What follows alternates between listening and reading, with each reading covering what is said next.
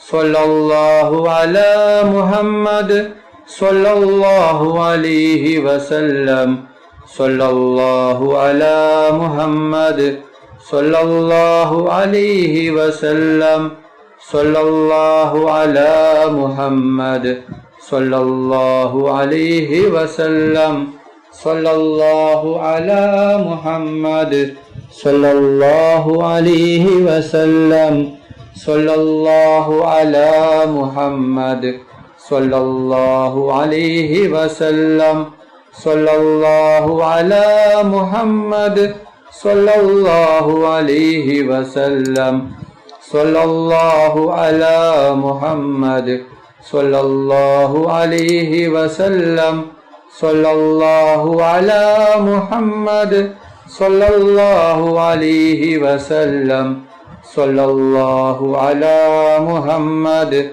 sallallahu alaihi wasallam, sallallahu ala Muhammad sallallahu alaihi wasallam, sallallahu ala Muhammad sallallahu alaihi wasallam, sallallahu ala Muhammad sallallahu alaihi wasallam, sallallahu ala Muhammad sallallahu alaihi wasallam, sallallahu ala Muhammad sallallahu alaihi wasallam, sallallahu ala Muhammad sallallahu alaihi wasallam, sallallahu ala Muhammad sallallahu alaihi wasallam, sallallahu ala Muhammad sallallahu alaihi wasallam, sallallahu ala Muhammad sallallahu alaihi wasallam,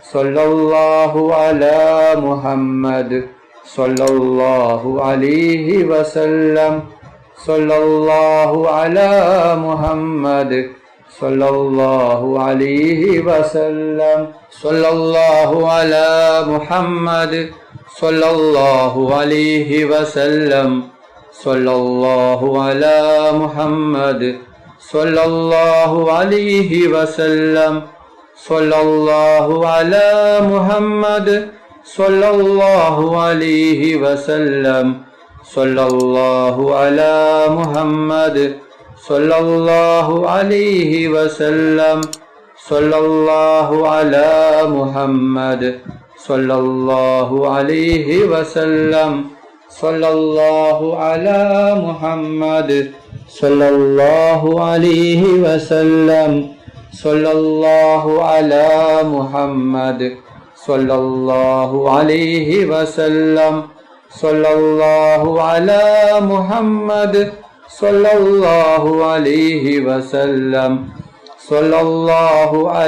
Muhammad sallallahu alaihi wasallam, sallallahu ala Muhammad sallallahu alaihi wasallam, sallallahu ala Muhammad sallallahu alaihi wasallam, sallallahu ala Muhammad sallallahu alaihi wasallam, sallallahu ala Muhammad sallallahu alaihi wasallam, sallallahu ala Muhammad sallallahu alaihi wasallam, sallallahu ala Muhammad sallallahu alaihi wasallam, sallallahu ala Muhammad sallallahu alaihi wasallam, sallallahu ala Muhammad sallallahu alaihi wasallam,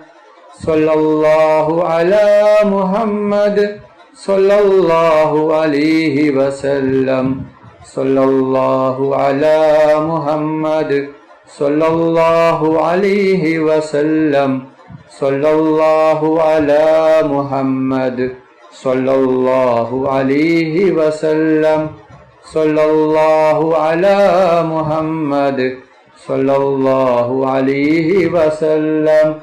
Allahumma salli ala Muhammad ya Rabbi salli alaihi wasallim. اللهم صل على سيدنا محمد الفاتح لما أغلق والخاتم لما سبق ناصر الحق بالحق والهادي إلى صراطك المستقيم وعلى آله حق قدره ومقداره العظيم. اللهم صل على سيدنا محمد الفاتح لما أغلق والخاتم لما سبق ناصر الحق بالحق والهادي إلى صراطك المستقيم وعلى آله حق قدره ومقداره العظيم. اللهم صل على سيدنا محمد الفاتح لما أغلق والخاتم لما سبق ناصر الحق بالحق الهادي إلى صراطك المستقيم وعلى آله حق قدره ومقداره العظيم. اللهم صل على سيدنا محمد الفاتح لما أغلق والخاتم لما سبق ناصر الحق بالحق والهادي إلى صراطك المستقيم وعلى آله حق قدره ومقداره العظيم. اللهم صل على سيدنا محمد الفاتح لما أغلق والخاتم لما سبق ناصر الحق بالحق والهادي إلى صراطك المستقيم وعلى آله حق قدره ومقداره العظيم. اللهم صل على سيدنا محمد الفاتح لما أغلق والخاتم لما سبق ناصر الحق بالحق والهادي إلى صراطك المستقيم وعلى آله حق قدره ومقداره العظيم. اللهم صل على سيدنا محمد الفاتح لما أغلق والخاتم لما سبق ناصر الحق بالحق والهادي إلى صراطك المستقيم وعلى آله حق قدره ومقداره العظيم. اللهم صل على سيدنا محمد الفاتح لما أغلق والخاتم لما سبق ناصر الحق بالحق والهادي إلى صراطك المستقيم وعلى آله حق قدره ومقداره العظيم. اللهم صل على سيدنا محمد الفاتح لما أغلق والخاتم لما سبق ناصر الحق بالحق والهادي إلى صراطك المستقيم وعلى آله حق قدره ومقداره العظيم. اللهم صل على سيدنا محمد الفاتح لما أغلق والخاتم لما سبق ناصر الحق بالحق والهادي إلى صراطك المستقيم وعلى آله حق قدره ومقداره العظيم. اللهم صل على سيدنا محمد الفاتح لما أغلق والخاتم لما سبق ناصر الحق بالحق والهادي إلى صراطك المستقيم وعلى آله حق قدره ومقداره العظيم.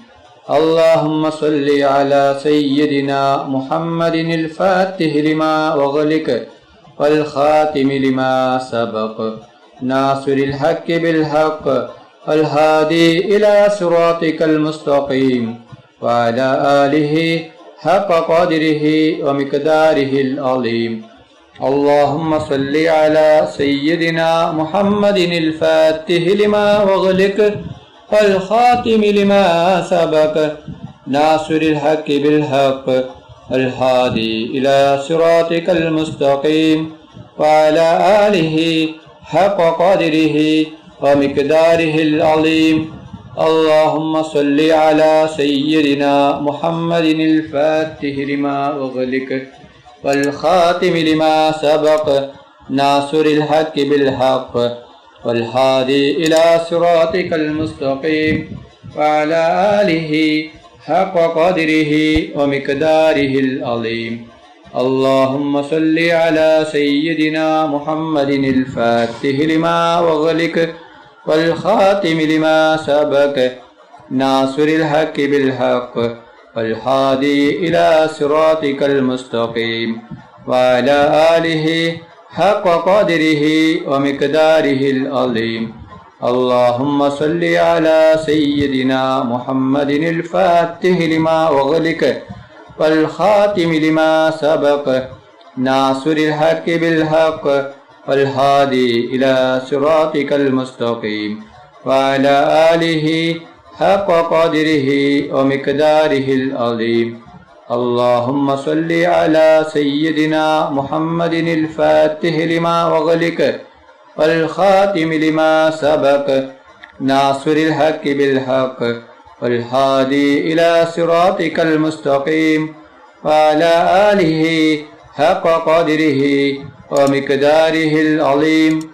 اللهم صل على سيدنا محمد الفاتح لما أغلق والخاتم لما سبق ناصر الحق بالحق والهادي إلى صراطك المستقيم وعلى آله حق قدره ومقداره العظيم. اللهم صل على سيدنا محمد الفاتح لما أغلق والخاتم لما سبق ناصر الحق بالحق والهادي إلى صراطك المستقيم وعلى آله حق قدره ومقداره العظيم. اللهم صل على سيدنا محمد الفاتح لما أغلق والخاتم لما سبق ناصر الحق بالحق والهادي إلى صراطك المستقيم وعلى آله حق قدره ومقداره العظيم. اللهم صل على سيدنا محمد الفاتح لما أغلق والخاتم لما سبق ناصر الحق بالحق والهادي إلى صراطك المستقيم وعلى آله حق قدره ومقداره العظيم. അല്ലാഹു സുബ്ഹാനഹു വതആല നമ്മുടെ മജ്ലിസ് കബൂൽ ചെയ്യട്ടെ. ദുആക്ക് ഇജാബത്ത് കിട്ടുന്ന മജ്ലിസായി അല്ലാഹു സുബ്ഹാനഹു വതആല നമ്മിൽ നിന്നും സ്വീകരിക്കട്ടെ. ഈ മഹത്തായ മജ്ലിസിൽ ഒരുമിച്ച് കൂടിയ എല്ലാ സഹോദരിമാർക്കും അല്ലാഹു സുബ്ഹാനഹു വതആല അർഹമായ പ്രതിഫലം നൽകി അനുഗ്രഹിക്കട്ടെ. നമ്മുടെ മനസ്സിലുള്ള എല്ലാ ഉദ്ദേശങ്ങളും എല്ലാ ആഗ്രഹങ്ങളും എല്ലാ ആവശ്യങ്ങളും അല്ലാഹു സുബ്ഹാനഹു വതആല ഈ മജ്ലിസിന്റെ ബർക്കത്ത് കൊണ്ട് ഈ ദിവസത്തിന്റെ ബർക്കത്ത് കൊണ്ട് അല്ലാഹു സുബ്ഹാനഹു വതആല എത്രയും പെട്ടെന്ന് പൂർത്തിയാക്കി തരട്ടെ. എല്ലാ പ്രയാസങ്ങളും എല്ലാ ബുദ്ധിമുട്ടുകളും എല്ലാ വിഷമങ്ങളും എല്ലാ രോഗങ്ങളും എല്ലാ ടെൻഷനുകളും എല്ലാ കടങ്ങളും എല്ലാ സങ്കടങ്ങളും എല്ലാ ദുഃഖങ്ങളും അല്ലാഹു സുബ്ഹാനഹു വതആല മാറ്റിത്തരട്ടെ. ദുആയിലേക്ക് കടക്കുകയാണ്. എല്ലാവരും ആത്മാർത്ഥമായി ആമീൻ പറയുക. ആമീൻ. അൽഹംദുലില്ലാഹി റബ്ബിൽ ആലമീൻ. اللهم صل على سيدنا محمد وعلى آل سيدنا محمد. അല്ലാഹുവേ, മുസ്ലിമായി ജീവിച്ച് മുസ്ലിമായി മരിക്കുന്ന മുത്തഖീങ്ങളിൽ ഉൾപ്പെടുത്തണം റഹ്മാനെ. മുഅ്മിനായി ജീവിച്ച് മുഅ്മിനായി മരിക്കുന്ന മുത്തഖീങ്ങളിൽ ഉൾപ്പെടുത്തണം അല്ലാഹ്. മരിക്കുന്ന അവസരത്തിൽ ലാ ഇലാഹ ഇല്ലല്ലാഹ് മുഹമ്മദ് റസൂലുള്ളാഹ് എന്ന ഷഹാദത്ത് കലിമ ഉച്ചരിച്ചുകൊണ്ട് മരിപ്പിക്കുന്ന മുത്തഖീങ്ങളിൽ നീ ഞങ്ങളെ ഉൾപ്പെടുത്തണം അല്ലാഹ്. മരിക്കുന്ന അവസരത്തിൽ പൂർണ്ണ ഈമാനോട് കൂടി സ്വർഗത്തിന്റെ ഫോട്ടോ കണ്ട് പുഞ്ചിരിച്ചുകൊണ്ട് മരിപ്പിക്കുന്ന മുത്തഖീങ്ങളിൽ നീ ഞങ്ങളെ ഉൾപ്പെടുത്തണം അല്ലാഹ്. അല്ലാഹ്, ഞങ്ങൾ പാവികളാണ്, ദോഷികളാണ്, ഒരുപാട് തെറ്റുകുറ്റങ്ങൾ ചെയ്തവരാണ് റബ്ബേ. ഞങ്ങൾക്ക് നീ പുറത്തു തരണം അല്ലാഹ്, മാഫാക്കി തരണം അല്ലാഹ്. ഞങ്ങൾ അറിഞ്ഞും അറിയാതെയും രഹസ്യമായും പരസ്യമായും ഒരുപാട് തെറ്റുകൾ ചെയ്തവരാണ് റബ്ബേ. ഞങ്ങൾക്ക് നീ മാഫാക്കി തരണം അല്ലാഹ്, ഞങ്ങൾക്ക് നീ പുറത്തു തരണം അല്ലാഹ്. ഞങ്ങളിൽ നിന്ന് പലരും മരണപ്പെട്ടു പോയിട്ടുണ്ട് റബ്ബേ.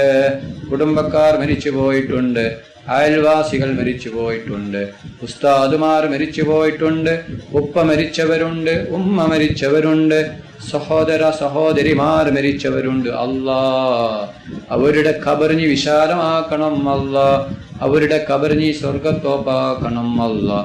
അവരെയും ഞങ്ങളെയും നാളെ ജന്നാത്തിൽ ഫിർദൗസിൽ മുത്തുനബി മുഹമ്മദ് മുസ്തഫ സല്ലല്ലാഹു അലൈഹി വസല്ലമ തങ്ങളുടെ കൂടെ സ്വർഗത്തിൽ ഒരുമിച്ച് കൂട്ടണം റഹ്മാനെ. റഹ്മാനും റഹീമുമായ അല്ലാ, ഒരുപാട് ആളുകൾ രോഗം കൊണ്ട് ബുദ്ധിമുട്ടുകയാണ് അല്ലാ. പലരും മാരകമായ രോഗങ്ങൾ കൊണ്ട് ബുദ്ധിമുട്ടുകയാണ്. പലരും ഹോസ്പിറ്റലിലാണ്, പലരും ICUവിലാണ്. ഡോക്ടർമാർ പോലും കൈയൊഴിഞ്ഞ രോഗമാണ് അല്ലാ. നീ ശിഫ നൽകണം അല്ലാ, നീ പൂർണ്ണ ശിഫ നൽകണം അല്ലാ. അല്ലാ, രോഗം തരുന്നവൻ നീയാണുള്ള റബ്ബേ, തിരിച്ചെടുക്കുന്നവനും നീയാണുള്ള റബ്ബേ. സർവ്വരോഗവും നീ തിരിച്ചെടുക്കണം അല്ലാ, എല്ലാ രോഗവും നീ ശിഫയാക്കണം അല്ലാ. ആർക്കും രോഗം തന്ന് നീ പരീക്ഷിക്കല്ല റഹ്മാനെ. രോഗങ്ങളെ തൊട്ട് ഞങ്ങളെ എല്ലാവരെയും കാത്ത് രക്ഷിക്കണം അല്ലാ. ഒരു രോഗവും ആർക്കും തന്ന് നീ പരീക്ഷിക്കല്ല റഹ്മാനെ. റഹ്മാനും റഹീമുമായ അല്ലാ, ഞങ്ങളെ മക്കളെ സ്വാലിഹായ മക്കളാക്കണം അല്ലാ. ദുനിയാവിലും ആഖിറത്തിലും ഉപകരിക്കുന്ന ദീനീ ബോധമുള്ള മക്കളാക്കണം അല്ലാ. റഹ്മാനും റഹീമുമായ അല്ലാ, ഞങ്ങളെ മക്കൾക്ക് ഓർമ്മശക്തിയും ബുദ്ധിശക്തിയും നീ നൽകണം അല്ലാ. ഞങ്ങളെ മക്കളുടെ പരീക്ഷ എളുപ്പമാക്കണം അല്ലാ. പരീക്ഷയിൽ ഉന്നത വിജയം നീ നൽകണം റഹ്മാനെ. റഹ്മാനും റഹീമുമായ അല്ലാ, ഞങ്ങൾ മരിച്ചാൽ ഞങ്ങൾക്ക് വേണ്ടി ഖുർആൻ ഓതുന്ന, ദിക്റുകൾ ചൊല്ലുന്ന, ദുആ ചെയ്യുന്ന സ്വാലിഹായ മക്കളാക്കണം റഹ്മാനെ. റഹ്മാനും റഹീമുമായ അല്ലാ, ഒരുപാട് പേർ ഉംറക്ക് പോയിരിക്കുകയാണ് അല്ലാ. അവർക്ക് ആരോഗ്യത്തോടെ ആഫിയത്തോടെ ഉംറ ചെയ്യുവാനുള്ള തൗഫീഖ് നീ നൽകണം അല്ലാ. അവരുടെ ഉംറ നീ സ്വീകരിക്കണം റഹ്മാനെ. ഞങ്ങൾക്കും ഹജ്ജും ഉംറയും ചെയ്യുവാനുള്ള തൗഫീഖ് നീ നൽകണം അല്ലാ. അല്ലാ, അവരുടെ ദുആയിൽ നീ ഞങ്ങളെയും ഉൾപ്പെടുത്തണം റഹ്മാനെ. റഹ്മാനും റഹീമുമായ അല്ലാ, മുത്തുനബി മുഹമ്മദ് മുസ്തഫ സല്ലല്ലാഹു അലൈഹി വസല്ലമ തങ്ങളുടെ ഖബർ സിയാറത്ത് ചെയ്യുവാനുള്ള തൗഫീഖ് നീ നൽകണം അല്ലാ. മുത്തുനബി മുഹമ്മദ് മുസ്തഫ സല്ലല്ലാഹു അലൈഹി വസല്ലമ തങ്ങളുടെ ശഫാഅത്തിൽ ഞങ്ങളെ എല്ലാവരെയും ഒരുമിച്ച് കൂട്ടണം അല്ലാ. വന്നാര നബി മുഹമ്മദ് മുസ്തഫ സല്ലല്ലാഹു അലൈഹി വസല്ലമ തങ്ങളുടെ കയ്യിൽ നിന്ന് ഹൗദുൽ കൗസർ മതിവരോളം കുടിക്കുവാനുള്ള തൗഫീഖ് നീ നൽകണം അല്ലാ. മുത്തുനബി മുഹമ്മദ് മുസ്തഫ സല്ലല്ലാഹു അലൈഹി വസല്ലമ തങ്ങളെ സ്നേഹിക്കുന്ന, ഇഷ്ക് വെക്കുന്ന മുത്തഖീങ്ങളിൽ നീ ഞങ്ങളെ ഉൾപ്പെടുത്തണം അല്ലാ. മുത്തുനബി മുഹമ്മദ് മുസ്തഫ സല്ലല്ലാഹു അലൈഹി വസല്ലമ തങ്ങളുടെ മേൽ സ്വലാത്ത് ഏറ്റി ചൊല്ലുന്ന മുത്തഖീങ്ങളിൽ നീ ഞങ്ങളെ ഉൾപ്പെടുത്തണം അല്ലാ. മുത്തുനബി മുഹമ്മദ് മുസ്തഫ സല്ലല്ലാഹു അലൈഹി വസല്ലമ തങ്ങളെ സ്വപ്നത്തിലും ഉണർവിലും നീ ഞങ്ങൾക്ക് കാണിച്ചു തരണം റഹ്മാനെ. റഹ്മാനും റഹീമുമായ അല്ലാ, ഒരുപാട് ആളുകൾ കടങ്ങൾ കൊണ്ട് ബുദ്ധിമുട്ടുകയാണ് അല്ലാ. കോടികൾ കടങ്ങളാണ്, ലക്ഷങ്ങൾ കടങ്ങളാണ്, 10,000 കടങ്ങളാണ് അല്ലാ. വീടാൻ ഒരു വഴിയുമില്ല റബ്ബേ. എത്ര വലിയ കടമാണെങ്കിലും, എന്ത് വലിയ കടമാണെങ്കിലും വീടാനുള്ള വഴി നീ കാണിച്ചു തരണം റഹ്മാനെ. എല്ലാ കടങ്ങളും നീ വീടിത്തരണം റഹ്മാനെ.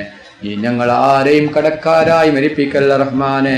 കടങ്ങളെ തൊട്ട് നീ ഞങ്ങളെ എല്ലാവരെയും കാത്ത് രക്ഷിക്കണം റഹ്മാനെ. റഹ്മാനും റഹീമുമായ അല്ലാ, അപകടങ്ങളെ തൊട്ട് നീ ഞങ്ങളെ കാത്ത് രക്ഷിക്കണം അല്ലാ. അപകട മരണങ്ങളെ തൊട്ട് നീ കാക്കണം അല്ലാ. ഒരു അപകടവും നീ ഞങ്ങൾക്കാർക്കും തരല്ല റഹ്മാനെ. റഹ്മാനും റഹീമുമായ അല്ലാ, കണ്ണേറിനെ തൊട്ട് നീ കാക്കണം അല്ലാ. ഷിഹറിനെ തൊട്ട് നീ കാക്കണം അല്ലാ. എല്ലാ ഷർറുകളെ തൊട്ടും നീ കാക്കണം അല്ലാ. എല്ലാ കണ്ണേറും ഷിഹറും നീ ബാത്തിലാക്കണം റഹ്മാനെ. റഹ്മാനും റഹീമുമായ അല്ലാ, വീടില്ലാത്തവർക്ക് നീ ഖൈറായ വീട് കൊടുക്കണം അല്ലാ. വർഷങ്ങളായി വാടക വീട്ടിൽ താമസിക്കുന്നവരുണ്ട് റബ്ബേ, അവർക്ക് നീ സ്വന്തമായിട്ടൊരു വീട് നീ നൽകണം റഹ്മാനെ. റഹ്മാനും റഹീമുമായ അല്ലാ, വീടിന്റെ പണി തുടങ്ങിയിട്ടും പൂർത്തിയാക്കാൻ പറ്റാത്ത ഒരുപാട് ആളുകളുണ്ട് അല്ലാ. അവരുടെ വീടിന്റെ പണി എത്രയും പെട്ടെന്ന് പൂർത്തിയാക്കി കൊടുക്കണം റഹ്മാനെ. എത്രയും പെട്ടെന്ന് പൂർത്തിയാക്കി കൊടുക്കണം റഹ്മാനെ. റഹ്മാനും റഹീമുമായ അല്ലാ, മക്കളില്ലാത്തവർക്ക് നീ സ്വാലിഹായ മക്കളെ കൊടുക്കണം റഹ്മാനെ. റഹ്മാനും റഹീമുമായ അല്ലാ, ഒരുപാട് സഹോദരിമാർ ഗർഭിണികളാണ് അല്ലാ, അവർക്ക് നീ സുഖപ്രസവം നീ നൽകണം അല്ലാ. അല്ലാ, അവർക്ക് സ്വാലിഹായ മക്കളെ കൊടുക്കണം അല്ലാ. ഉള്ള മക്കളെ നീ സ്വാലിഹായ മക്കളാക്കണം റഹ്മാന്. റഹ്മാനും റഹീമുമായ അല്ലാ, ഞങ്ങളുടെ ബിസിനസ്സിൽ നീ ബർക്കത്ത് ചൊരിയണം അല്ലാ. ജോലിയിൽ ബർക്കത്ത് ചൊരിയണം അല്ലാ. ജോലിയില്ലാത്തവർക്ക് നീ ഖൈറായ ജോലി കൊടുക്കണം അല്ലാ. ഒരുപാട് സഹോദരന്മാർ ജോലിയില്ലാതെ കഷ്ടപ്പെടുകയാണ് അല്ലാ, അവർക്ക് അനുയോജ്യമായ ജോലി കൊടുക്കണം അല്ലാ. ഒരുപാട് സഹോദരിമാര് ഇണകളെ തേടുകയാണ് അല്ലാ, അവർക്ക് അനുയോജ്യമായ സ്വാലിഹായ ഇണകളെ കൊടുക്കണം റഹ്മാന്. റഹ്മാനും റഹീമുമായ അല്ലാ, ഒരുപാട് പേർ ദുആ കൊണ്ട് വസിയ്യത്ത് ചെയ്തിട്ടുണ്ട് റബ്ബേ. പലരും പല ആവശ്യങ്ങൾ പറഞ്ഞുകൊണ്ട് ദുആ ചെയ്യാൻ പറഞ്ഞിട്ടുണ്ട് അല്ലാ. അവരുടെ എല്ലാ ഹലാലായ ഉദ്ദേശങ്ങളും ആഗ്രഹങ്ങളും നീ പെട്ടെന്ന് പൂർത്തിയാക്കി കൊടുക്കണം അല്ലാ. അവരുടെ എല്ലാ വിഷമങ്ങളും പ്രയാസങ്ങളും നീ മാറ്റി കൊടുക്കണം അല്ലാ. റഹ്മാനും റഹീമുമായ അല്ലാ, ഒരുപാട് ആളുകൾ ഈ മജ്‌ലിസിൽ പങ്കെടുത്തിട്ടുണ്ട് അല്ലാ. പലരും പല ആവശ്യങ്ങൾ കരുതി, ആഗ്രഹങ്ങൾ കരുതി, വിഷമങ്ങൾ കരുതി ഈ മജ്‌ലിസിൽ പങ്കെടുത്തവരാണ് അല്ലാ. ഒരുപാട് പേർ ആമീൻ പറഞ്ഞ മജ്‌ലിസാണ് അല്ലാ. ഈ മജ്‌ലിസ് നീ സ്വീകരിക്കണം അല്ലാ. ആമീൻ പറഞ്ഞവരുടെ ആമീൻ നീ സ്വീകരിക്കണം അല്ലാ. ദുആ നീ സ്വീകരിക്കണം അല്ലാ. എന്തുദ്ദേശം വെച്ചുകൊണ്ടാണോ ഈ മജ്‌ലിസിൽ പങ്കെടുത്തത്, അവരുടെ ഉദ്ദേശം നീ പെട്ടെന്ന് പൂർത്തിയാക്കി കൊടുക്കണം അല്ലാ. ربنا تقبل منا إنك أنت السميع العليم وتب علينا إنك أنت التواب الرحيم آمين آمين آمين برحمتك يا أرحم الراحمين صلى الله تعالى وسلم على خير خلقه سيدنا محمد وعلى آله وصحبه أجمعين سبحان ربك رب العزة عما يصفون وسلام على المرسلين والحمد لله رب العالمين صلى الله على محمد صلى الله عليه وسلم صلى الله على محمد صلى الله عليه وسلم صلى الله على محمد صلى الله عليه وسلم صلى الله على محمد صلى الله عليه وسلم صلى الله على